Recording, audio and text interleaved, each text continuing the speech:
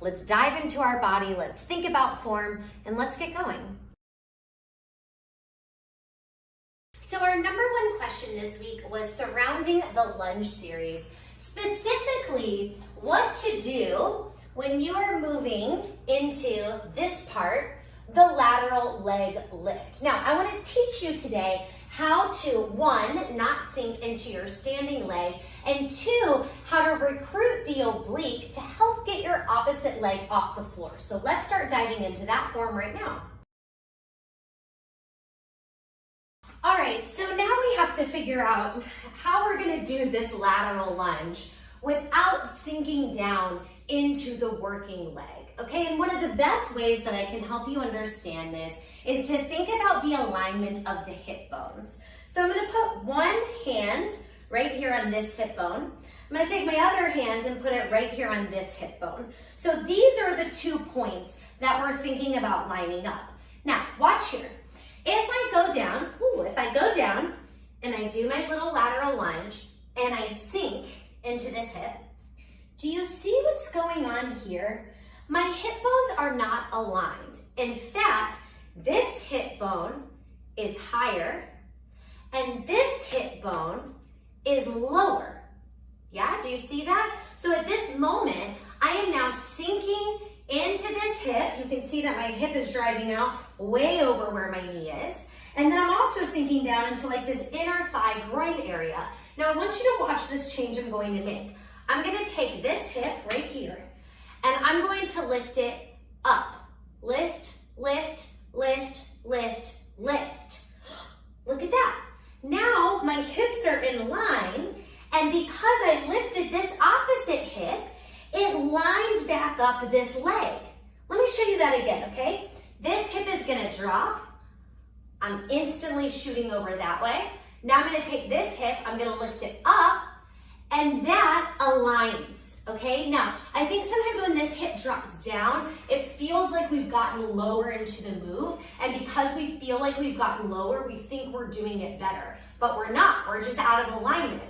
So when you take this correction of lifting the opposite hip, it may feel like you are not down quite as low, but you're gonna feel so much more sturdy, centered, and aligned if you get this hip aligned first. The other benefit of learning this alignment is that you're actually working really deep low belly. So there's a band of muscles that basically run across from hip bone to hip bone. You often think about that as the low belly area.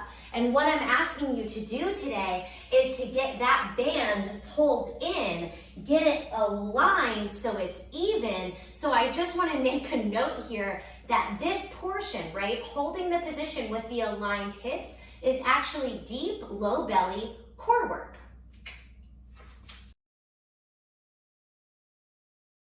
Okay, the next step from this position is lifting your leg off the floor. Now, I want to be very, very, very clear here. You should not lift your leg off the floor until you have the alignment of the hips. So if this hip is dropped down and you try, oh my God, it's really hard.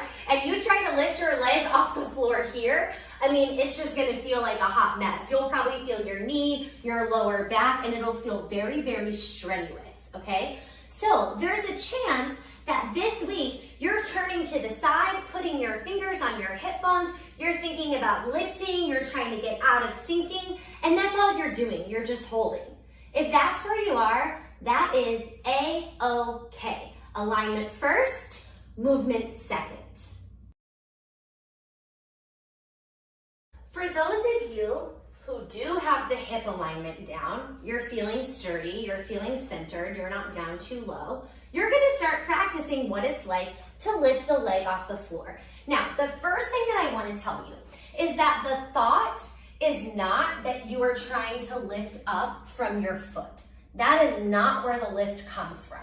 If you just try to lift your foot like this, again, oh, it feels really strenuous. It feels like a lot of hip joint. It feels a little bit crampy, and you're not gonna be able to keep it held up very high, okay? The place where the lift actually does come from is from a scooping of the oblique. Now, before I show you this, I want to remind you of last week's routine. Do you remember last week's routine when we did the little, it's such a fun one, right? In the lunge series, we did those little hip lifts, okay? What we were doing there is practicing scooping the hip up toward the rib, which causes the oblique to engage. Now, the same technique is actually being applied right here. So, when I lift up, I need to think about scooping my hip higher. My right side waist actually closes, and that causes my leg to lift. So watch this one more time. Here, I'm only gonna lift my toe. Notice how long my waist is staying. This is not where we wanna go. That's only my toe lifting. Now I'm gonna actually cinch at my waist. I'm gonna close my right side off. Do you see how much higher my leg got? I wasn't trying to lift it off the floor. I'm just trying to take that movement from the waist, which causes a bigger range of motion. And one more thing really quick, when I do this, look how, I'm not low at all. I am barely bent into this leg. I'm not all the way down here. That's way too low. Stay up a little bit higher. Think about cinching up through the waist, and that should help you out. In the leg series this week, I'm asking you to turn open through the knee without turning open through the hip. And I just want to acknowledge the fact that this is probably not as easy to do for a lot of people because we're basically segmenting, right, the body into two different sections. So let me give you a little bit of a visual here, okay? If I were to turn open from this hip, it would look like this. I would actually lift the hip all the way up and spin. This is a great position. We do it often. It's just not what we're doing this week, okay? So this week, we're working to keep both the hips facing toward the floor. So this hip stays anchored down, and then I'm gonna try to just turn that knee open. Yeah, okay, now let me show you a place where you do this often, okay? Like a very simple spot. If I'm seated like this hip is not gonna move at all. I'm gonna drop this knee out to the side. That's the same thing, right? This hip stays still, I'm only turning open from the knee. It just gets more confusing for the body when you flip facing down and you're working against gravity. So I tell you that because I promise your body can do it, but it's probably the mind that we're gonna have to train. So this week, be prepared to really focus on pulling the belly in, keeping the hips anchored, and then allowing the knee to move so tiny, so small. Look, I am turned out right now, but it's only like maybe ½ an inch. Nothing wrong with a small range of motion as long as you are keeping your alignment intact. Okay, the oblique series. Now, I've been talking about different alternatives for the obliques, I think maybe in like the last 3 tutorials. We've definitely covered a lot of these. And so I think what I really want to focus on today is empowering you to take your time, go smaller, eliminate big ranges of motion so that you just feel it in the right spots. And there are lots and lots of different options that you can take to feel it there, right?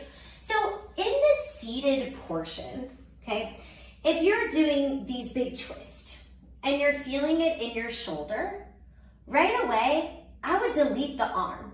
I wouldn't take this big circle around. Instead, I would make it really small.